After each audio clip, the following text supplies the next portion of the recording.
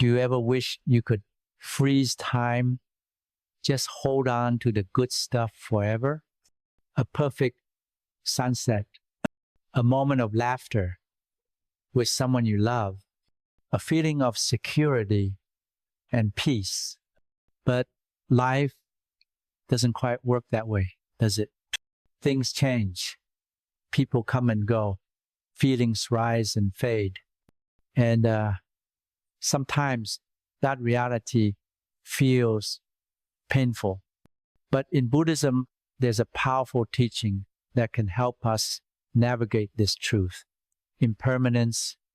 Today, I want to chat with you about how understanding impermanence can help us let go of painful attachment and find a deeper peace, even when life keeps changing. Let's dive in. Everything changes.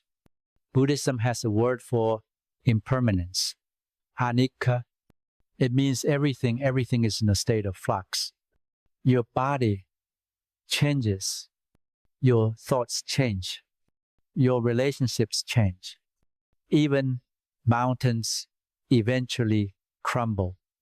We sometimes think, if I could just get everything perfect, I'd finally be happy. But Buddhism gently says, there's no solid ground to stand on. And far from being depressing, this truth can actually bring us freedom. Why we struggle with change. So why does impermanence hurt so much? Because we cling, we hold on tight to things, people, or experiences because they make us feel safe, loved, or secure. We cling to youth and beauty. We cling to relationships, hoping they'll never shift. We cling to success, fearing we'll lose our place. But since everything changes, clinging leads to suffering when things inevitably slip through our fingers. A story from the Buddha. Let me tell you a story. A woman named Kisagotami lost her beloved child and was consumed with grief. She went to the Buddha, begging him to bring her son back. The Buddha told her, "Bring me a mustard seed from any household where no one has ever died." She went from house to house. But everywhere she went,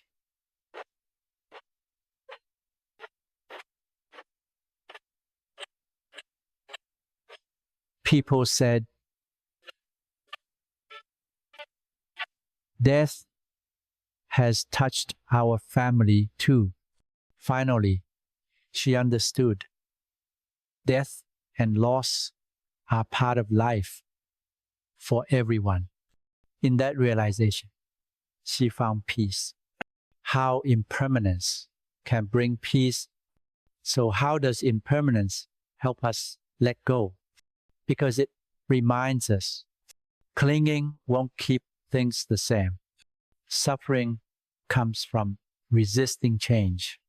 Peace comes from accepting that everything arises and fades. When we embrace impermanence, we can love deeply without clinging. We can enjoy beautiful moments without fearing their end. We can move through loss with a tender, open heart. Practical ways to embrace impermanence. So let's talk about some practical ways to bring this teaching into modern life. 1, notice the little changes. Look around you, how the light shifts in your room, how your breath rises and falls, how your feeling change throughout the day. Noticing small changes trains your mind to see that nothing stays the same. 2, appreciate moments as precious. When you realize something won't last, you cherish it more. Instead of scrolling your phone during dinner, be fully present. Taste your food. Listen deeply. Impermanence makes ordinary moments sacred. 3. Practice letting go. When something ends, a relationship, a job, a phase of life, acknowledge your grief, feel it fully.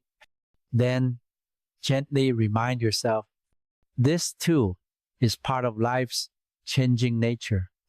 It doesn't mean your love or experiences weren't real. It means they were present part of the river of life. 4. Reflect on death. Gently. Buddhism teaches Maranasati, mindfulness of death. This doesn't mean being morbid. It means remembering life is finite. When you remember you won't live forever, small annoyances lose power. Gratitude grows. Suddenly, you realize this moment matters. Let me live it well. How impermanence helps with attachment. So how does all this help with attachment? It's not about becoming cold or detached. Buddhism doesn't say you shouldn't love or care. Instead, it says, love fully, but know things change. Enjoy beauty, but don't grasp at it. Hold people close, but without the fear of losing them. This creates a love that's spacious and free, not tight and fearful. A beautiful image, the cherry blossom. In Japan, people love cherry blossoms. They bloom in brilliant pink clouds, but only for a few days. People gather under the trees to celebrate their fleeting beauty. Why love something that fades so quickly? Because impermanence makes it even more precious. The cherry blossom reminds us what makes life beautiful is that it doesn't last forever. Conclusion. Living with open hands. So, my friend, impermanence isn't an enemy. It's the nature of life. When we fight it, we suffer. But when we accept it, we can live with open hands and an open heart. We can let go, no, because we don't care, but because we love wisely. Thanks for being here with me today. May you find peace in the changing currents of life. May you love deeply and let go gracefully. And may the beauty of impermanence remind you how precious this moment truly is.